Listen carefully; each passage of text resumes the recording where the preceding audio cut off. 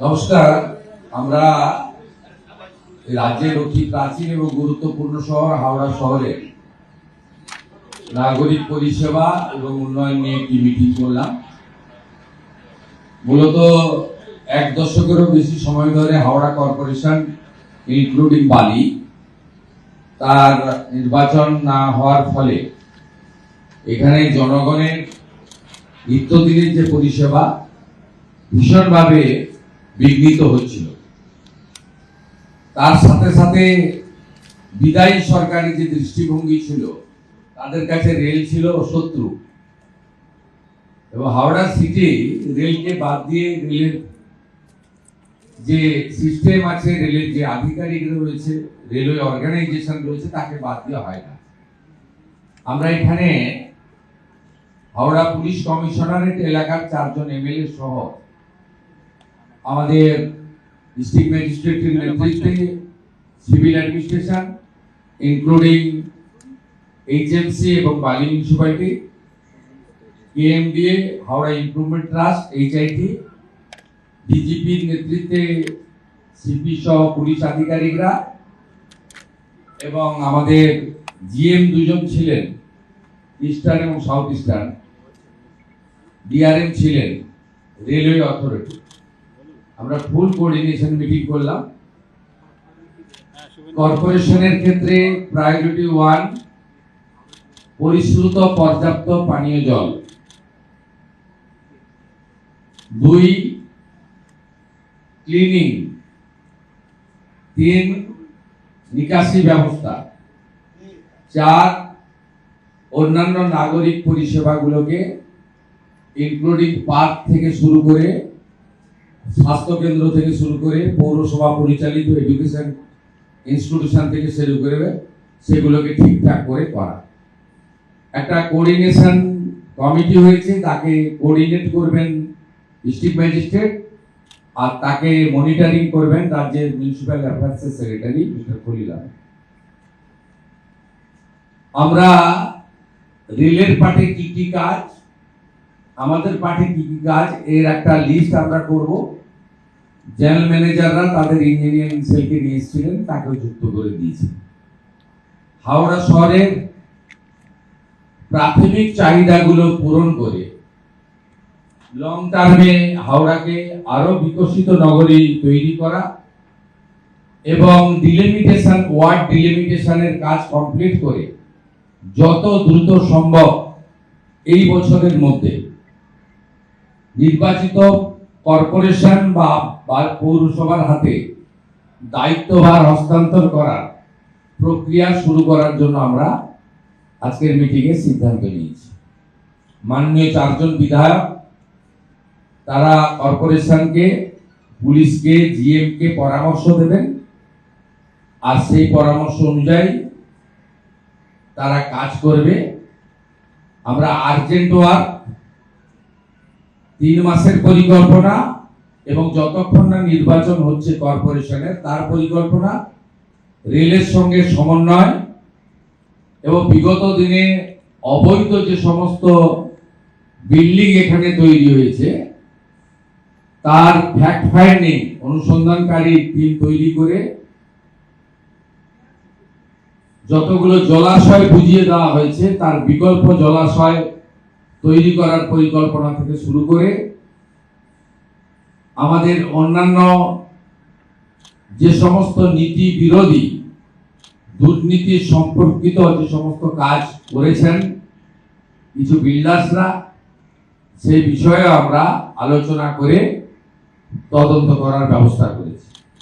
রাজনৈতিক হিংসা এবং অন্যান্য আইন শৃঙ্খলা জনিত যা যা ঘটনা বিগত কয়েক বছরে ঘটেছে, ইনক্লুডিং মহিলাদের উপর অত্যাচার, পুলিশকে পরিষ্কার বলা হয়েছে নতুন করে এফআইআর করতে, এফআইআর নিতে, অ্যাকশন নিতে, এবং বিশেষভাবে গতকাল থেকে অনুপ্রবেশকারীদেরকে কোর্টে না পাঠিয়ে বাংলাদেশ বর্ডারে বিএসএফ এর কাছে পাঠানোর যে আইন কালকে কার্যকর হয়েছে গতকাল পশ্চিমবঙ্গে, পুলিশ কমিশনারকে এবং আরপিএফ কে ডাইরেক্টলি বলে দেওয়া হয়েছে হাওড়া স্টেশন থেকে সিএ এর আওতায় পড়েন না এমন বাংলাদেশি অবৈধ অনুপ্রবেশকারী ধরা পড়লে কোর্টে পাঠাবেন না, তাকে ভালো করে খাওয়া দাওয়া করিয়ে সোজা বনগাঁ পেট্রোপল সীমান্তে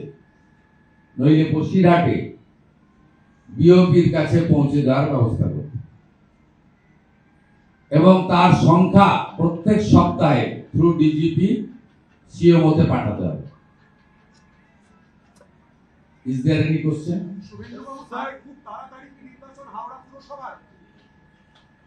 আমরা ডিলিমিটেশন অন্যান্য প্রক্রিয়া শুরু করতে বলেছি। মিউনিসিপাল অ্যাফেয়ার্স মিনিস্টার দুর্গাপুরে আছেন, একটা মিটিং, সেখানে আমি যাব। সবার সঙ্গে আলোচনা করে আমরা প্রাথমিকভাবে যেটা বলতে পারি, আমরা রাজনৈতিক দল গণতন্ত্রে বিশ্বাস করি।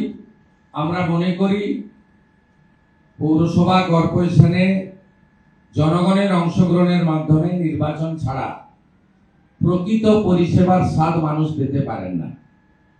তাই আমাদের বিশ্বাস আমরা ডিসেম্বরের মধ্যে সব ঠিকঠাক থাকলে ডিলিমিটেশন ইত্যাদি ইত্যাদি আমরা গণতান্ত্রিক পৌর বোর্ডের হাতে হাওড়া কর্পোরেশন এবং বালি তুলে দিতে পারব।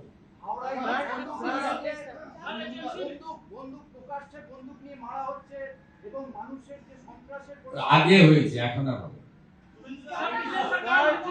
এখানে আর হবে না।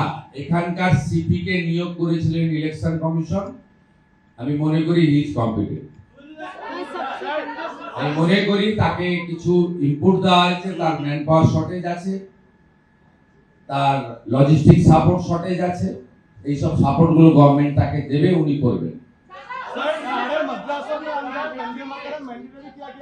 लेकिन जो खारिजी मदरसा है जिसकी वजह से मूलभूत परीक्षाएं वहाँ पे काफी प्रभावित हुई है, सालों से ये चल रहा है। यहाँ जो पब्लिक इम्यूनिटीज है कुछ नहीं था। आज का ये हाई लेवल का मीटिंग में यही संदेश है। तुरंत टॉयलेट सिस्टम से लेकर ड्रिंकिंग वाटर से लेकर जो नागरिक सुविधा अभी चालू करना चाहिए, हेल्थ केयर का सिस्टम, प्राइमरी एजुकेशन का सिस्टम, रेल का साथ तालमेल करके जो कॉर्पोरेशन को देना चाहिए था वो हम लोग आज से शुरू कर दिया।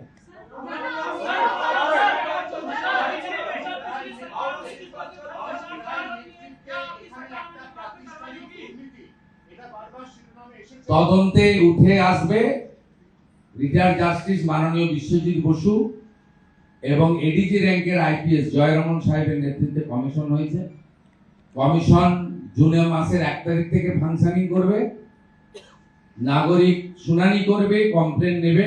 আপনার যদি কিছু তথ্য জানা থাকে, আপনি সাংবাদিকের বাইরেও একজন নাগরিক, আপনি তথ্য পাঠাবেন। তথ্য প্রমাণের সাথে সাথে দ্রুততার সঙ্গে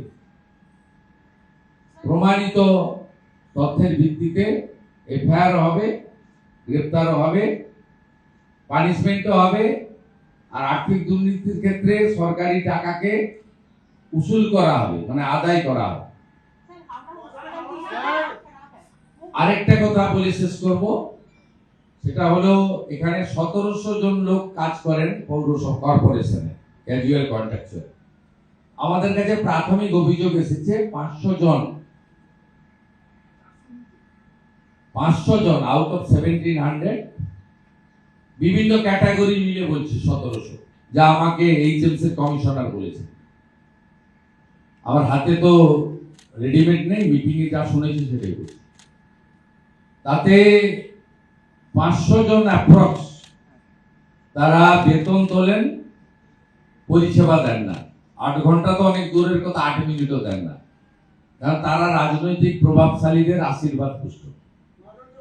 আমরা তাদের ক্ষেত্রেও বলেছি, কোন দল করেন বড় কথা নয়, টাকাটা কর্পোরেশন থেকে পান,